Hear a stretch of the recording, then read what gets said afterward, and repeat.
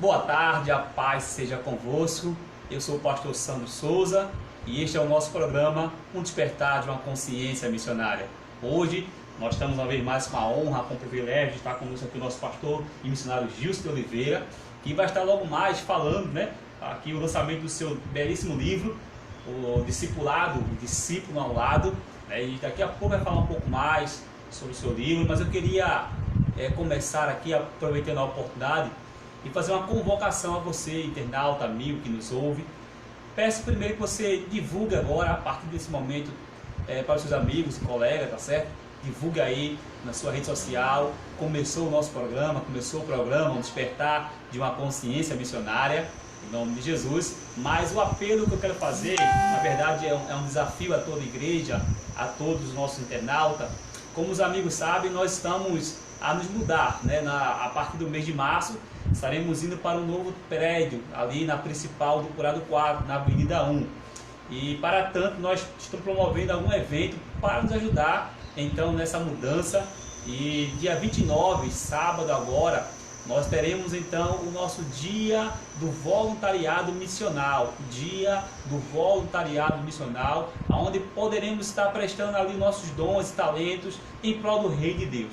Então, portanto, você que é, por exemplo, um profissional na área de saúde, ou um profissional na área de beleza, ou enfim, algum talento que você possa nos ajudar. Quem é da área de beleza, por exemplo, vamos supor, você que trabalha cortando o cabelo, o cabeleireiro ele pode estar doando aquele sábado para estar cortando o cabelo, então doando seu tempo, seu talento, cortando o cabelo. Não seria um trabalho social, onde seria gratuito à comunidade, mas se por não sei, talvez de repente o corte de cabelo seu seja R$20. Nesse sábado nós faremos por R$10, seria acessível à comunidade, não seria gratuito, mas seria bastante acessível. E aí você estaria doando esse tempo, doando a sua oferta ali para que nós pudéssemos então conseguir a reforma do novo prédio e a aquisição também do novo prédio. Nós temos um irmão, por exemplo, que trabalha na oficina e ele disse: pastor, eu vou estar lavando o carro, vamos ter lavagem de carro lá. Eu não sei exatamente quanto é a lavagem de um carro, mas ele vai lavar também pela metade do preço, será um preço mais acessível. Então vai ser bom, vai estar beneficiando também a comunidade e nos ajudando aí na aquisição e também na reforma do novo prédio. Então, portanto, você, amigo ouvinte, que quiser estar conosco aí, participando conosco então dessa corrente do bem, eu vou deixar na descrição aí o nosso contato. Você vai poder entrar em contato conosco, nos ligar. Isso é para sábado agora, viu? Será um prazer imenso poder conhecer você pessoalmente e juntos ali trabalhar em prol do Reino de Deus. Amém? Dado então os avisos, eu quero agora passar a palavra para o nosso pastor, nosso convidado, o pastor missionário Gilson de Oliveira, que vai falar um pouco mais sobre o seu livro. Mas eu queria pedir a ele que, antes de ele falar também sobre o seu livro, falasse da pessoa, do autor, se apresentasse. Sei que meus irmãos aqui já conhecem, já esteve conosco, já se apresentou uma certa vez, trouxe uma palavra abençoada de Deus, mas queria que ele se apresentasse novamente, falasse um pouco do autor do livro, da pessoa do pastor Gilson de Oliveira. Pastor Gilson, fique à vontade. Amém. Muito obrigado. Nós queremos agradecer ao pastor Sandro essa oportunidade, a amada igreja que nos ouve, saudar a todos no amor de Deus nosso Pai, na graça do nosso Senhor Jesus Cristo e na comunhão do Divino Espírito Santo. Dizer que é motivo de muita alegria estar com vocês agora e poder compartilhar com vocês assuntos pertinentes ao reino do Senhor Jesus Cristo. Amados no Senhor, eu me chamo Gilson Oliveira, sou filho de Gelson Oliveira. Eu estou no momento como membro da Igreja Evangélica Batista no Cordeiro. Eu sou ovelha do pastor Miqueias da Paz Barreto. Eu sou missionário também, voluntário da AME Evangelizar, AME com 2 M's. A AME Evangelizar ela tem sede em Santo André, São Paulo.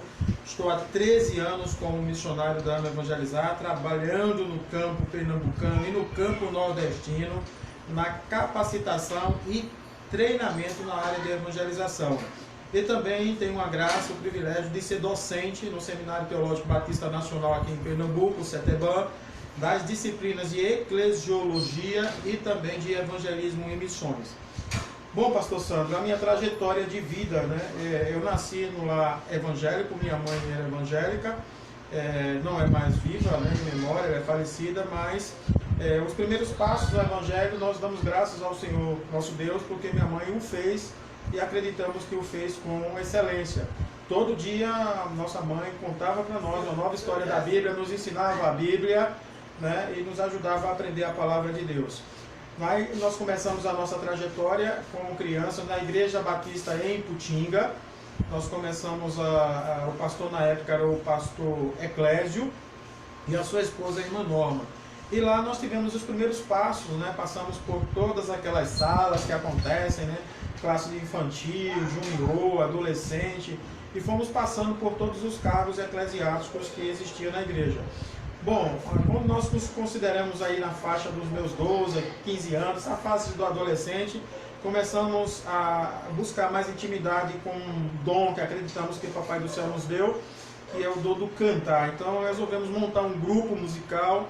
E esse grupo musical, na época, quando ele foi fundado com o nome de Apocalipse, mas o seu nome final terminou como Grupo Ângelos. Foi uma trajetória muito feliz. Nós tivemos a oportunidade de ter jovens que participaram desse grupo, que eles até hoje têm projeção nacional, como por exemplo a cantora Raquel Melo, que trabalha no Ministério Vitória em Cristo, né? E o nosso foco sempre foi... A cantora Raquel Melo foi membro desse conjunto. Fez parte do grupo Ângelos, sim. A Raquel Melo, ela é uma das fundadoras, podemos assim dizer, do grupo evangélico Ângelos. Nós estamos falando aí na década aproximadamente de 85, de 80 a 85. Então, amados no Senhor, logo após esse período de Grupo Ângelos, onde nós viajamos muito o estado de Pernambuco, fora do estado também, sempre atividades evangelísticas, para a honra e glória do nome do Senhor Jesus, muitas vidas elas foram alcançadas, porque nós não só cantávamos, mas nos acompanhava uma equipe que tinha pregadores, oficiais, tinha equipe de som, imagem, tinha toda uma equipe por trás que administrava os eventos que nós realizávamos como grupo. Após esse período com o Grupo Ângelos, então nós tivemos o nosso chamado, inicialmente fizemos o nosso curso de teologia, fomos desafiados a implantar um projeto evangelístico numa igreja da Assembleia de Deus, Madureira, e nós implantamos esse projeto evangelístico. Nós começamos esse trabalho, a igreja tinha 70 membros, e quando nós concluímos esse trabalho de implantação do projeto, nós entregamos com um dobro de membros, né, 150 membros na igreja, e aí nós fomos agora atender o chamado vocacional, que era o chamado missionário, porque o meu chamado vocacional era um chamado missionário. E aí começamos trabalhando na evangelização de índios e quilombolas aqui no sertão pernambucano, mais precisamente em Salgueiro, né, um quilombo chamado Conceição das Crioulas e uma tribo chamada Aticum. Eles dois ficam no pé da Serra do Man, é divisa entre Pernambuco e Piauí. Muito calor, viu, irmãos? Muito quente. Mas para a honra e glória do nome de Jesus, nós tivemos a oportunidade de, junto com o pastor Fausto Lima, hoje plantado lá, nós pudemos inaugurar a primeira igreja evangélica batista da Convenção Brasileira entre índios e quilombolas no território nacional. Onde antes eles degradavam, eles brigavam entre si por território, hoje lá existe um território comum onde eles juntos cultuam o Senhor e juntos trabalham na propagação do reino ali naquela região. Após esse período em que nós estivemos lá trabalhando por aproximadamente 4 anos, nós fomos convidados pela AME para estarmos trabalhando agora no treinamento e capacitação na área de evangelização, algo que nós estamos fazendo já há 13 anos. E só para os irmãos terem uma ideia, né? O segundo estado menos evangelizado do Brasil é o estado de Sergipe, só perdendo para o Piauí, que é o estado menos evangelizado do Brasil. Mas o ano passado nós concentramos o nosso trabalho como vamos evangelizar mais lá no estado de Sergipe. Conseguimos distribuir quase 1 milhão de livros para evangelização e capacitar quase 300 igrejas evangélicas. Hoje esse material está no campo e quase 1 milhão de livros, que significa 1 milhão de pessoas sendo alcançadas pelo poder do Evangelho através dessas 300 igrejas. Nosso objetivo para 2020 é chegarmos agora no estado menos evangelizado do país, que é o Piauí, no segundo semestre de 2020. Esse é o nosso projeto, pedimos aos irmãos que orem a esse respeito, e esse é o nosso trabalho missionário. Amém. O pastor Gilson, sua vida, seu ministério muito nos inspira. Nós temos louvado a Deus pela oportunidade de ter conhecido o pastor Gilson, ter tido assim, algumas mentorias com ele. Agora, pastor Gilson, sobre o livro, né? O que lhe inspirou a escrever esse livro, né? O seu título, a temática do livro, o que lhe inspirou? Então, pastor Sandro, Pastor Sandro, como eu falei, nós temos, pela graça do nosso Senhor, o privilégio de sermos docentes no seminário, e a cadeira, a disciplina, uma das que eu ministro, é a eclesiologia. Eclesiologia é a história da igreja, né? E à medida que eu tenho que estar preparado, apto para ministrar, eu tenho que pesquisar bastante. E pesquisei muito, e tenho pesquisado e continuo pesquisando, porque aquele que deixa de aprender perde a capacidade de ensinar. Então temos que estar sempre aprendendo.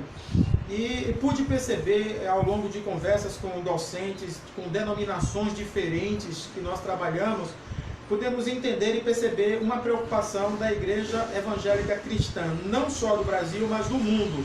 Eu estou falando da evasão cristã nas igrejas. Ou seja, pastor Sandro, para o senhor ter ideia, dados estatísticos demonstram que nos últimos 10 anos, só 7% da igreja cristã ganharam almas para o Senhor Jesus Cristo. 93% da igreja evangélica cristã no mundo não ganhou almas para o Senhor Jesus. Então 7% só ganharam almas para Jesus. Não sou eu que digo isso, são dados estatísticos, são pesquisa científica. E para o senhor ter ideia, desses 7% que ganharam almas para Jesus, eles estão entrando, os convertidos, pelas portas da frente, mas estão saindo pelas portas dos fundos, ou seja, não está havendo uma consolidação dos convertidos na igreja. E obviamente que tudo que é generalista é perigoso. Eu não estou dizendo que são todas as igrejas do mundo. Eu estou dizendo que grande parte é uma preocupação da igreja universal cristã. Essa é a evasão, né? Então, com base nessa evasão cristã, então eu fui pesquisar o porquê de estar acontecendo isso. Por exemplo, uma pesquisa realizada por um instituto muito conhecido no mundo inteiro, e que eu tive a oportunidade de participar de um curso com eles, por uma questão de ética, eu não vou mencionar o nome, mas esse instituto relatou para nós que as conversões que acontecem dentro desses 7%, 50% se dá através da evangelização de parentes. 30% acontece através de amigos. E os restantes 20% através das mídias de uma forma geral. Então nós podemos identificar que, na verdade, a conversão está vindo através da atitude da evangelização pessoal, ou da evangelização relacional. A AME Evangelizar, aí eu posso afirmar porque eu sou missionário da AME, fez a maior pesquisa brasileira nesse segmento é feita pela AME. É uma pesquisa chamada de Super 20. Super 20 são os 20 principais anos para conversão.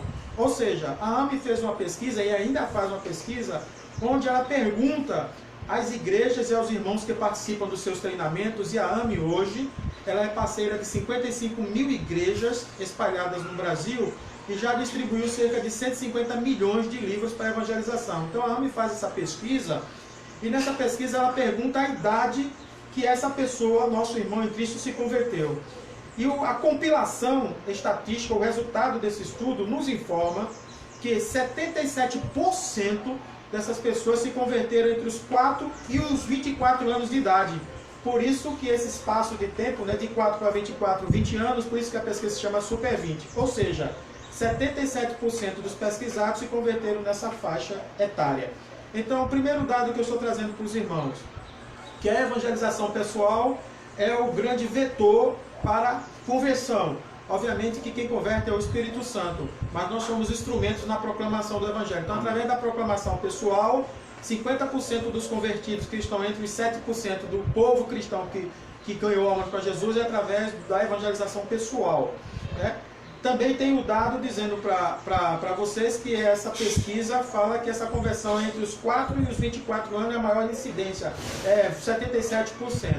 No entanto, o que me preocupa é que o que está crescendo, ou o maior movimento cristão que cresce hoje no mundo, principalmente porque começou na Europa e está migrando para o restante dos continentes, é a chamado movimento dos desigrejados, ou seja, os irmãos que estão saindo das igrejas e estão querendo criar núcleos em casas, residências, praças e lugares, núcleos para estudo da Bíblia ou para adoração, abrindo mão de uma recomendação, de uma criação divina, de um mandado divino, que é a formação da igreja do Senhor Jesus Cristo. Com base nessa preocupação, nós descobrimos que existe na Bíblia um instrumento poderoso para mitigar ou minimizar essa evasão de dentro das igrejas. Eu estou falando do discipulado. É impressionante que nesse último treinamento que eu ministrei na igreja congregacional em Piedade, nós fizemos uma pergunta, nós tivemos lá presente 30 igrejas e aproximadamente nós tivemos um público de 300 irmãos lá presentes, líderes. E fizemos a pergunta sobre a grande comissão, que está lá em Mateus 28, né? Se eles lembravam o que é que dizia a grande comissão. E eles repetiam o que costumam todos repetir: ide por todo mundo e pregai o evangelho a toda criatura. E eu fiz uma correção, não, há um equívoco. Mateus 28, 18 diz: ide por todo mundo e fazei discípulos de todas as nações. Quem fala em pregar o evangelho é Marcos 16. Mas então, está claro que o Senhor Jesus fala para sair, todos nós, igreja, temos a responsabilidade, somos comissionados, toda igreja lavada e remida no sangue do Cordeiro tem a responsabilidade, a vocação, a missão dada pelo Senhor Jesus de proclamar o Evangelho, anunciar o Evangelho, mas consequentemente fazer discípulos, ou seja, a proclamação e fazer discípulo é algo que está interligado, até porque Jesus ainda coloca dizendo que ensinando-os a guardar todas as coisas que eu vos tenho ordenado. Então Jesus estava falando claramente do discipulado. Então, pastor Sandro, quando eu começo a recordar, e meus amados irmãos, eu começo a recordar do discipulado que eu pratiquei quando infância, então, que era um discipulado que eu frequentava uma vez por semana, aos domingos na igreja, uma sala de 45 minutos a uma hora. Eu comecei a pesquisar o discipulado que o Senhor Jesus Cristo praticou com seus discípulos. Eu percebi que há diferença. Eu não estou dizendo que o discipulado praticado pelas igrejas semanalmente não seja uma ferramenta importante. Ela é uma ferramenta importante. Porém, eu preciso dizer a verdade que não é o discipulado cristocêntrico. Que o discipulado cristocêntrico deu origem a este livro. Discipulado é o título dele, é o discípulo ao seu lado. Amém. Antes do senhor, me permite, pastor, o senhor vai entrar propriamente no livro, né? Mas só com observação dos dados que o senhor colocou aqui, eu achei interessante, enquanto o senhor falava, apresentava, é que a gente vê que apesar de estatística, de dados mostrar, né, o evangelismo relacional como fonte de maior número de conversão, a gente vê que hoje, ainda hoje, nós não investimos tanto na pessoa. Se investe em tantas coisas, né? Nós investimos em estratégias, investimos, o que não é errado, não deve ser investido, mas a gente sabe que o que, estatisticamente, o que leva as pessoas à conversão é o evangelismo pessoal, relacional. Então, por que não investir mais na pessoa, né? No treinamento da pessoa? Eu via recentemente também um estudo que dizia que a família, a mãe é responsável por manter, né, na questão do pessoal, por manter as pessoas firmes no Evangelho. Depois vem a influência, depois vem o pai, depois vem os avós, e depois é que vem toda essa estratégia que nós usamos, como, por exemplo, acampamentos, coisas para manter os jovens. Então, veja, a maior influência é da mãe. E a gente pergunta, por que a gente não tem na nossa igreja, por exemplo, treinamento para os pais, né, para manter ou discipular o seu filho e mantê-lo na casa do Senhor, firmá-lo na presença do Senhor. Então, assim, enquanto o senhor falava dos dados, né, isso me via à mente. Quando eu vi que o senhor ia entrar propriamente no livro, eu disse, eu preciso falar isso antes que o pastor Gilson comece a falar exatamente do livro, do discipulado. Mas, assim, não deixa de ser interessante essa observação. Não tenho dúvida, pastor Sandro, e é pertinente o que o senhor está falando, porque o discipulado, na verdade, ele começa em casa, da mãe para com os filhos. E é bíblico, que a Bíblia diz que os pais devem instruir a criança no caminho que deve andar. A Bíblia fala de pais que têm que ensinar as Sagradas Escrituras aos filhos.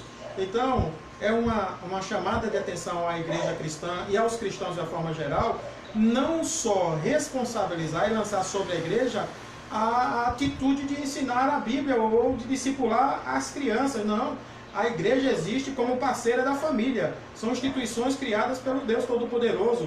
Tanto a família, a instituição divina, como a igreja, a instituição divina. E ambas devem andar de braços dados, ou seja, mas começa em casa e a igreja, obviamente, consolida. Então, os pais hoje estão muito ocupados, né? O resgate de tempo para se discipular, para ensinar a Bíblia às crianças, hoje cada dia mais escasso. A AME, ela tem uma expressão que ela usa, parece forte, mas é uma grande verdade. Hoje as crianças elas estão passando por um processo que chama-se de coisificação. O que a AME quer dizer coisificação? É o seguinte: pai e mãe não tem tempo de criar seus filhos, terceiriza a criação. Ou vai a terceirização para os avós, ou vai a terceirização para uma empregada, ou uma secretária, que pode se chamar, ou vai essa criação para uma creche. E os pais só têm um encontro efetivo com os filhos no final de semana. E aí não se tem tempo no final de semana para a realização do culto dominical, do culto diário, do ensino das Sagradas Escrituras. Então nós estamos hoje muito preocupados com evangelizar. Tanto é que o pastor Bernardo lançou um livro chamado Resgate da Geração Perdida, né? O título é Resgate, justamente porque nós estamos preocupados com essa geração de crianças, jovens e adolescentes que já sinalizam uma geração que conhece menos a palavra de Deus do que a minha geração. Isso se dá exatamente porque faltou esse processo do discipulado em casa, e o discipulado que está se praticando da igreja não está sendo suficiente. Amém. Você está vendo, os queridos ouvintes, internauta do programa, quando é enriquecedor conversar com o pastor Gilson Oliveira, trazer informações, sabe, missionário. Eu queria pedir que você, então, começasse a compartilhar, essa live, tá certo? Compartilhe esse programa, para que possam alcançar o maior público, que possa também ser edificado, né, em nome de Jesus Cristo, através aí dessas informações, desses dados. E também, de agora, vamos estar relatando, então, por fim, né, o relato histórico do livro, pastor Gilson Oliveira. Então divulga o máximo aí possível, tá certo? E vamos juntos aqui aprender um pouco mais e ser instrumento de Deus para que haja um despertar de uma consciência missionária. Mas, pastor Gilson, pode prosseguir, por favor, fique à vontade. Amém, pastor Sandro. Então, com base nessa preocupação e como resultado da pesquisa que nós fizemos, nós lançamos esse livro, Discipulado é o Discípulo ao Seu Lado. Ou seja, inicialmente eu quero falar do prefácio. Foi prefaciado pelo pastor Edivaldo Oliveira. O pastor Edivaldo Oliveira é teólogo, professor também de teologia em Santo André, São Paulo. Ele escreveu esse prefácio e ele fala desses 13 anos de parceria onde nós estivemos juntos trabalhando e estamos juntos até o presente, para a glória do Senhor Jesus e para meu privilégio. Estamos trabalhando juntos na evangelização do Nordeste. Ele fala exatamente sobre isso, sobre essa preocupação que a AME tem de resgatar a contação da história através de um processo que chama-se metanarrativa, ou seja, a narração sequencial das Sagradas Escrituras, resgatando tanto a contação da história da Bíblia dos pais para seus filhos, como também dos professores nas escolas dominicais para seus filhos também. Pastor Sandro, isso é tão sério que ano passado, no próprio CETEBAN, eu levei uma proposta para que o CETEBAN pensasse nesse assunto, né? Porque nós temos percebido também a evasão nos institutos de teologia, hoje nos seminários, e levei a sugestão de resgatar a formação dos professores de escola dominical. Ou seja, os pastores hoje, eles estão realmente sobrecarregados, é muita idade para o pastor. Então o pastor ele tem que visitar suas ovelhas, e dependendo do número de membros que ele tem na igreja, isso se torna muito difícil. Ele tem que promover o aconselhamento pastoral semanal, e ele tem que preparar seus sermões. E preparar seus sermões, eu não estou falando aqui de extrair da internet, Ctrl+V, Ctrl+C não. Eu estou falando de um estudo aprofundado, uma exegese profunda, uma hermenêutica pura e uma homilética com excelência para alimentar o seu povo. Então, o pastor ele necessita de apoio, de obreiros, de vocacionados, né, de irmãos que têm um dom mestre, dom de ensino, que sejam preparados para ensinar, para discipular. E então a sugestão foi essa, que o seminário abrisse as portas, criando o curso de teologia básica para professores de escola bíblica dominical. Perceba a minha preocupação com relação ao discipulado. Então, por isso que nós lançamos o livro Discipulado é o Discípulo ao Seu Lado. Esse livro, ele tem os 12 principais atos que Jesus ele teve, a forma como ele ministrou o seu discipulado para com os seus discípulos nos seus 3 anos de ministério aqui na Terra. Só para vocês entenderem, eu vou fazer uma analogia. A Bíblia, ela só abre exceção para um casal se separar, o casal cristão se separar, só para oração. E jejum e oração. E recomenda que após o jejum e oração volte rapidamente para não dar brecha para Satanás não tentar um ou outro. Porém, se nós estudarmos como esse livro sugere, o discipulado de Jesus, nós vamos descobrir que Jesus só se apartou dos seus discípulos para a oração. A analogia que nós estamos fazendo, né? Ou seja, discipulado é o discípulo ao seu lado. Primeiro, nós propomos ao discípulo que ele precisa entender que ele será primeiro sempre um discípulo. Ou seja, irmãos, não depende do grau eclesiástico que você tenha na igreja. Você pode ser um pastor, você pode ser um co-pastor, você pode ser um diretor de educação religiosa, você pode ser um professor de sala de aula, mas você precisa entender que você será sempre um discípulo. Você precisa de estar sempre sendo discipulado. Você precisa de estar sempre tendo um mentor, uma pessoa que você possa se aconselhar, uma pessoa que possa lhe orientar. Isso é um fato. Então todos nós seremos discípulos até partir para a eternidade aqui na Terra. No entanto, para você ser um discipulador, aí você precisa estudar os 12 passos para o discipulado cristocêntrico. Bom, inicialmente nós vamos propor aqui nesse livro que você faça como discipulador 3 perguntas. Aonde você está como discipulador? Você precisa fazer uma reflexão. Eu estou preparado para ser um discipulador? Então, a primeira pergunta, aonde você está? Como você se encontra. A segunda pergunta é onde você pretende chegar com o discipulado. Ou seja, o que você pretende ministrar e quem você pretende ser para o seu discipulando. Usando a experiência do Paulo, nós podemos identificar que Paulo foi uma excelência em sendo um discipulador e Paulo só deixou de discipular na hora da sua morte. Você pode ler lá no livro de 2 Timóteo capítulo 4, que Paulo chegou para Timóteo dizendo assim, está chegando a minha hora, é chegada a hora da minha libação. Mas mesmo chegando a hora da libação, ele pede para trazer os pergaminhos, ele pede para que Marcos venha ao encontro dele, mas ele ainda assim não perde a oportunidade de continuar discipulando Timóteo, que era um jovem pastor. Então, o discipulado, ele não termina. Esse discipulado é como uma paternidade espiritual. Tanto é que Paulo falava, meus filhinhos, filhinhos amados, filhos espirituais. Então, quem é pai ou mãe espiritual não deixa de ser pai ou mãe espiritual. E isso não significa que pela distância geográfica você perde essa paternidade espiritual. Porque Paulo, mesmo distante geograficamente, ainda assim exercia a sua paternidade espiritual, a qual eu chamo de discipulado cristocêntrico. Então a primeira pergunta, onde eu estou? Você precisa avaliar como você está. Está preparado? Aonde você vai chegar? Você precisa ter a consciência que o seu discipulado só termina quando você partir desse mundo ou o seu discipulando partir desse mundo. Então, e a terceira pergunta é, como eu vou exercer esse discipulado? Aí, para responder essa pergunta de como, tem os 12 passos do discipulado cristocêntrico que eu proponho nesse livro. Aqui é excelente, pastor. Então são 3 perguntas. Onde estou, onde pretendo chegar e como vou chegar. 3 perguntas norteadoras, né? Isso. Interessante. Então essas 3 perguntas, elas têm que estar muito presentes na mente do discipulador, porque ela vai motivar o discipulador a planejar o discipulado. Entendeu? O discipulado, ele não pode se restringir só a um livro que é adotado numa igreja e o discipulador estuda durante a semana para dar aquela aula no domingo. Isso não é discipulado. O discipulado cristocêntrico, se nós formos observar, Jesus ele se inseriu em todo o cotidiano dos seus discípulos.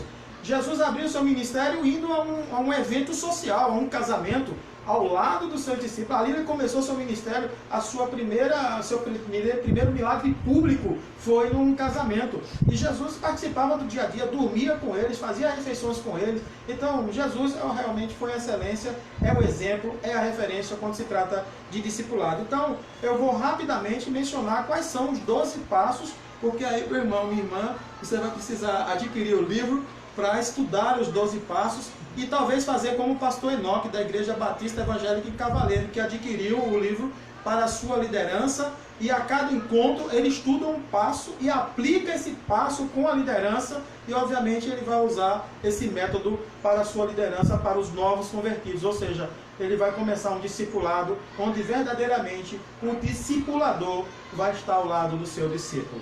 Então o primeiro passo, Jesus amou. Obviamente que o discipulador precisa amar o seu discipulando, amados do Senhor. Mas é o amor que eu estou me referindo, muita gente gosta de falar, pastor Sandro, o amor ágape, né? O amor ágape, o amor incondicional. Bom, esse amor ágape é um amor muito mencionado nas Sagradas Escrituras, mas eu quero falar para você da dimensão e da profundidade desse amor, né? E muito simples você entender ele quando a Bíblia fala na primeira carta a João, no capítulo 3, versículo 16, quando Jesus diz assim: olha, por amor eu dei a minha vida por vocês. Agora, por amor, deem a vida de vocês pelos seus irmãos. Então, esse é o nível de amor que Jesus espera que nós tenhamos pelo nosso discipulando. O discipulador precisa investir sua vida, precisa de renunciar parte da sua vida para investir no discipulado de seu discipulando. Segundo passo, Jesus orou. É impressionante, meus irmãos, como Jesus orou pelos seus discípulos.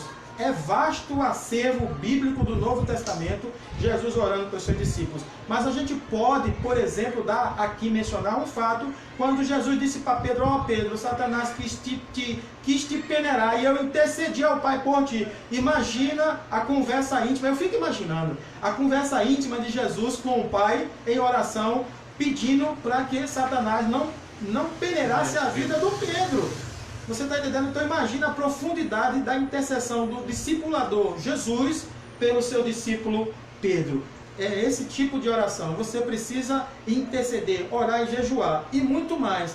Você precisa ensinar o seu discipulando essa profundidade e essa seriedade da necessidade da oração e do jejum como parte do processo do discipulado. O terceiro passo: Jesus manuseou as Sagradas Escrituras com autoridade. E pastor Sandro, me chama a atenção a experiência que Jesus teve com a mulher samaritana, né? Está lá registrado no Evangelho de João, capítulo 4, falando do encontro de Jesus com a mulher samaritana junto ao poço de Jacó. Lá no finalzinho, no versículo 41 e 42, a mulher samaritana, obviamente, ela foi buscar, depois que aceitou Jesus, é a primeira missionária do Novo Testamento, foi buscar a cidade de Samaria para ouvir Jesus. Mas quando foi ao final do capítulo, lá no versículo 41 e 42, eles disseram para a mulher samaritana: não precisa mais você falar de Jesus para nós, porque nós vimos ele falar e a autoridade com que ele fala. Ou seja, Jesus, ele manuseou, ele falou, ele se expressou. Jesus é o evangelho personificado, mas em tudo que ele falou com autoridade. E nós temos várias expressões da Bíblia, perguntando com que autoridade fala, que autoridade é essa? Então, precisamos manusear a Bíblia com autoridade e ensinar o nosso discipulando a manusear a Bíblia com autoridade. No entanto, essa autoridade, eu não estou falando aqui de autoritarismo, irmãos. Autoridade, essa autoridade quem dá é o Espírito Santo. Nós estamos falando de poder, de unção, de graça. Nós estamos falando daquela autoridade que é resultado de uma intimidade com o Espírito Santo. Então Jesus, ele nos ensinou isso no seu discipulado. O quarto passo, né? O quarto passo, Jesus, ele se informou sobre seu discipulando, sobre seus discipulados, no seu discipulado. O que é que eu quero dizer com isso? Ora, Jesus, ele era e é onisciente. Então Jesus sabia cada um que ele ia chamar. Então, com relação à informação, ele já a tinha. O grupo que Jesus chamou foi um grupo heterogêneo. Você pode observar que foi um grupo heterogêneo. No entanto, Jesus tratou-os individualmente. Vou dizer para vocês, exemplificar o que eu estou querendo dizer. Dos 12, ele selecionou os 3 para encontros específicos. Ou seja, por 3 ocasiões, dos 12, Jesus selecionou 3. Pedro, Tiago e João. Né? Tem 3 situações na Bíblia, no Novo Testamento, onde Jesus chamou os 3, só os 3, e não os 12. E em determinado momento, Jesus se dirigiu apenas a um, como por exemplo, no jardim de Getsemane, que foi um dos momentos que Jesus chamou Pedro, Tiago e João para orar com eles. Então, quando Jesus voltou para ver se eles estavam orando, não estavam, mas Jesus só dirigiu-se a Pedro. Então, Pedro, eu pedi para vocês interceder, Pedro, eu pedi para vocês orar comigo, vocês não tiveram condições de orar comigo.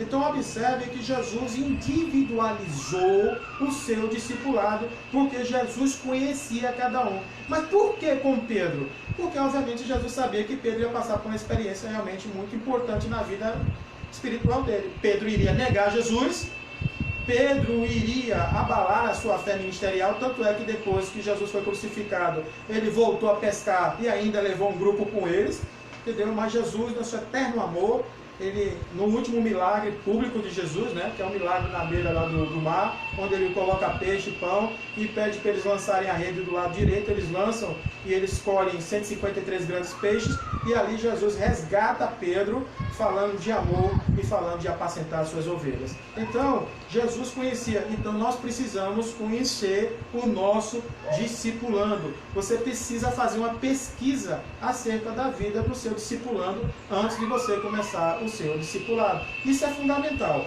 né? O quinto passo. Jesus escolheu seus discípulos. Obviamente, irmãos, eu quero resumir esse quinto passo em você escolher o seu discipulando ou com prudência. Vou contar um fato que eu relato na Bíblia. Um presbítero muito amigo, um irmão muito querido nosso, homem de Deus, respeitado na igreja onde ele frequenta, foi convidado por um pastor para ser um discipulador de uma jovem convertida. E ele exerceu com excelência, como sempre o faz, começou. Só que, nas primeiras semanas do discipulado, essa moça começou a se envolver emocionalmente com ele. E assim que ele percebeu, ele procurou o pastor, entregou o discipulado e pediu para ser substituído. E o pastor substituiu ele por uma irmã da igreja experiente. O que é que eu estou falando aqui? Que é preciso prudência para escolher o seu discipulando. Precisa prudência. Então, o ideal é que seja homem discipulando homem, mulher discipulando mulher, e que estejam capacitados e preparados para esse discipulado. E esse é um testemunho que o senhor citou agora, que está aqui no livro, né, pastor? Está mencionado aqui no livro. O sexto passo, Jesus conviveu com seus discípulos. Olha, irmãos, discipulado é viver com, é convivência, é estar ao lado. Então, aqui neste sexto passo, eu proponho um discipulado presencial. E a minha sugestão é, bom, você pode marcar 3 encontros semanais presenciais, onde você pode desenvolver o estudo das Sagradas Escrituras com essa pessoa, desenvolver o hábito da oração, a prática da oração e da consagração e da santificação em 3 encontros. E em outros 3 encontros semanais, você pode fazer o uso das mídias sociais. Você pode sim e deve usar. É uma boa utilização das mídias sociais. E deixar um encontro semanal na igreja como sendo a consolidação desse discipulado praticado na semana. Porque isso Jesus fez, Jesus conviveu. Então não há como você praticar o discipulado ao lado se você só se encontra com o seu discipulando uma vez por semana. Não é o discipulado. Isso é um método, pastor, que o senhor propõe? É um estilo de vida. É uma forma de praticar o discipulado. É você estando ao lado. Meu irmão, as Sagradas Escrituras, eu menciono aqui, quando você lê o livro de Atos, no capítulo 1, versículo 1, é muito lindo, pastor Sandro, quando o livro de Atos ele abre da seguinte forma, mencionando que Jesus primeiro viveu para depois ensinar. Ou seja, Jesus praticou primeiro para poder ensinar. Há um adágio que fala o seguinte, um discurso pode até atrair multidões, mas o seu testemunho pessoal de vida, quem você é quem vai levar o verdadeiro convencimento. Então você precisa dar o exemplo maior. O seu discipulando precisa ver Jesus em você. O seu discipulando precisa ver que você é luz para o mundo, que você é sal da terra, e não o seu discurso ser esse. Então, inicialmente, não se engane, irmãos, porque todo discipulando quer ver primeiro o testemunho pessoal, para depois dar ouvido ao testemunho oral. É justamente disso que eu falo, e é impossível sem você conviver com o seu discipulando. Uma professora nossa lá em Campina Grande, ela dizia pra gente, nunca mande ninguém ler a Bíblia se você não lê. Nunca mande ninguém orar se você não ora. Isso é realmente o discipulado. Eu só posso fazer ou ensinar com as minhas atitudes. O senhor deixou aqui, eu vou botar só um pouquinho, pastor, me permita aqui no livro. Vou botar só um pouquinho uma frase que eu anotei aqui, eu achei interessante demais. Quando o senhor, ainda no terceiro passo, eu estava relutante em falar, mas não vou deixar passar. No terceiro passo, que Jesus manuseou a Bíblia com autoridade, eu grifei aqui quando o senhor disse o seguinte, estou me referindo ao método CIA. Por isso que eu falei do método, né? Sim. Que nos impulsiona a uma prática diante da leitura das Sagradas Escrituras. CIA, compreensão, interpretação e aplicação. Aí o senhor faz aqui uma comparação bem interessante no livro.